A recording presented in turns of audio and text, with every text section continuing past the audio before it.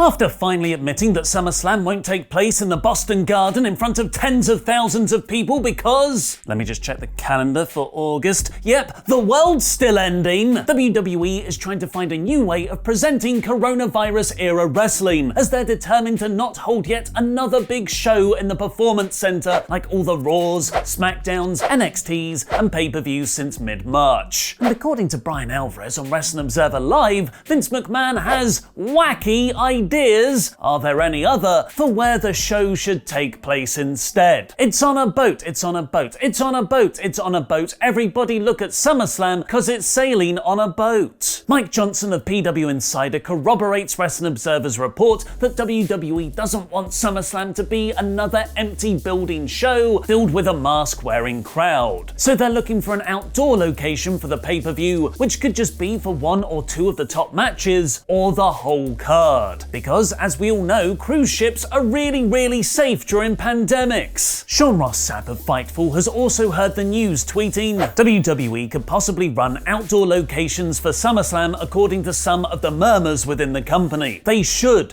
UFC got a lot of buzz for a fight island that looked exactly like the rest of their shows. WWE could do something different. Apparently WWE aren't just looking at boats though. It could also take place on a beach. Bash at the beach. Oh no, wait, no. WCW used to hold their Bash at the Beach event on an actual beach, and earlier this year, AEW held an episode of Dynamite on Chris Jericho's cruise. WWE will also have a lot of pirate-themed promotional material and props from WrestleMania 36 that they never got to use. So let's get this on a pirate ship. SummerSlam. What do you think the awful tagline for the show will be? Let me know in the comments down below, where I'll be replying to people from out of nowhere with this terrible suggestion: full speed ahead at SummerSlam.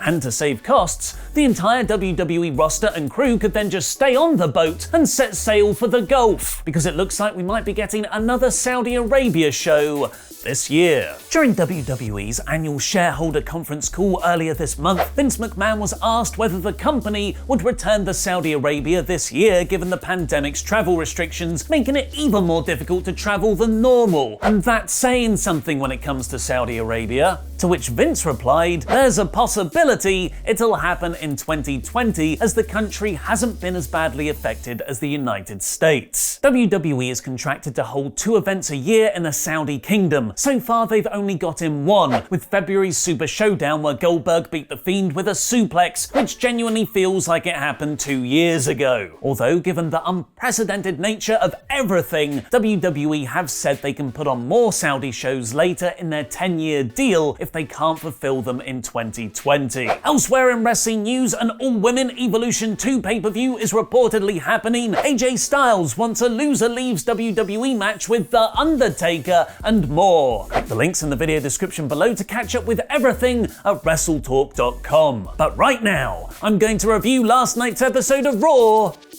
in about 5 minutes.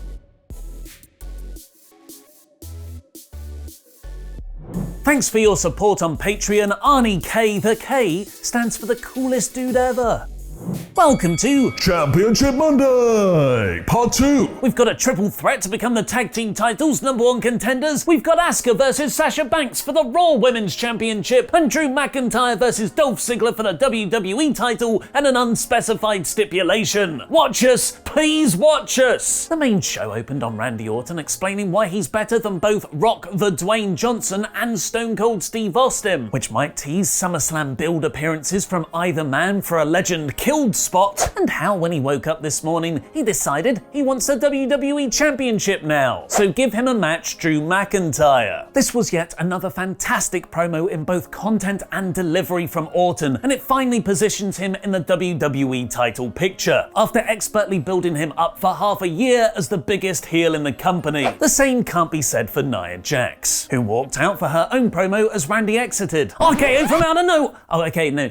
I thought it was going to happen again, to say she wants to be a champion too, which brought out Shayna Baszler for a brawl to set up their match later on. The first match was Andrade and Angel Garza beating the Viking Raiders and Cedric Alexander and Ricochet, who were really just there to be pinned to get a Raw Tag Team title shot against the Street Profits at SummerSlam. This was a really fun bout. Following on from their brawl earlier, Baszler then took on Jax. It was always going to be a tough match to book, given their dominating styles would clash against each other and the heel versus heel dynamic. So WWE decided to just not really book it at all. The match was called off when the two fought with each other too much, eventually ending in Jax beating up a random official. In the random WWE legend backstage spot following Ron Simmons last week, Mark Henry was shown talking to Ruby Riott and Bianca Belair. Look more adoring, Ruby. No more. Adore Mark Henry, Ruby. Adore him more! Seth Rollins invited Dominic Mysterio to the ring for hugs, but Dominic unsurprisingly just wanted to hurt him. Murphy and Seth took out Dom, which brought out Aleister Black for the kind of save before he was quickly overwhelmed by the numbers too. And with Black beaten down, that's when Seth gave Murphy the look. He knew what to do, but he didn't want to do it. Murphy grabbed Aleister and jammed the jam of Black's eye onto the corner of the steel steps. We need more people wrestling in eye patches, especially if SummerSlam is taking place on a boat. The brilliance here was how conflicted and almost disgusted Murphy seemed with himself. Heels being heels is fun, but heels showing remorse for their own actions is fascinating. All this brooding gave Dominic a chance to find a kendo stick though, and he fought off Rollins and Murphy to stand tall. Unfortunately, that segment was followed by the worst thing on the show.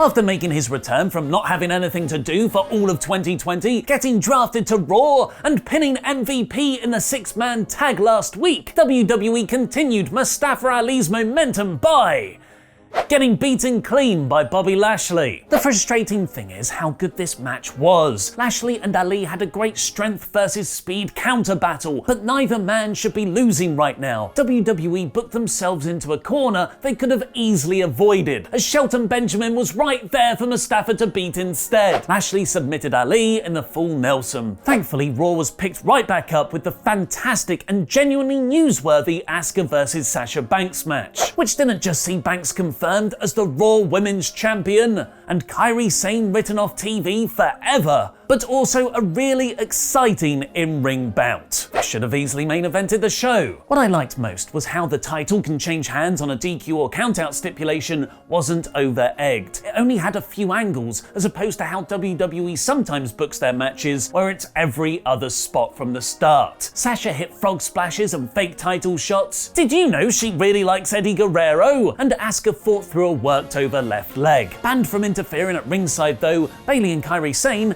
interfered from backstage instead, with the Titantron suddenly playing Bayley beating up Kairi. Asuka ran backstage to help, meaning she was counted out for Banks to legit win the title. I genuinely didn't see that coming. I thought Asuka would retain to start the Baszler feud, and I find that exciting. I'm very much into the Banks and Bayley power trip with all the gold, and I think this can set up a really exciting storyline heading into SummerSlam. I've seen some people already moan that Sasha and Bayley are being booked too strong, and I can see where you're coming from, but I think they're doing it exactly right. In a weird reward from his messiah, Murphy was granted a singles match beating Humberto Carrillo next, who was actually the bigger heel, because where was he when Black was getting his eye gouged out? Aleister saved Humberto loads of times. And after their really good horror show at Extreme Rules match, the main event saw a Ziggler vs McIntyre rematch for ratings, I mean the WWE Championship. Why are you here, Mark Henry? McIntyre accepted Orton's SummerSlam challenge first, and then revealed this main event stipulation was an Extreme Rules match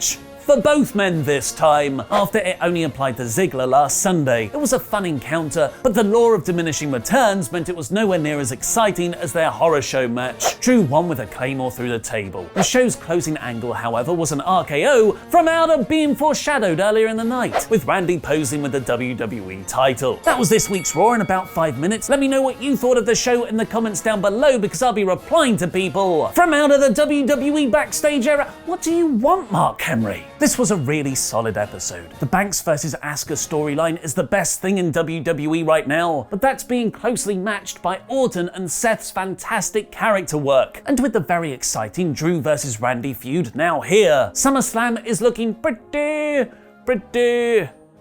good right now. On a boat.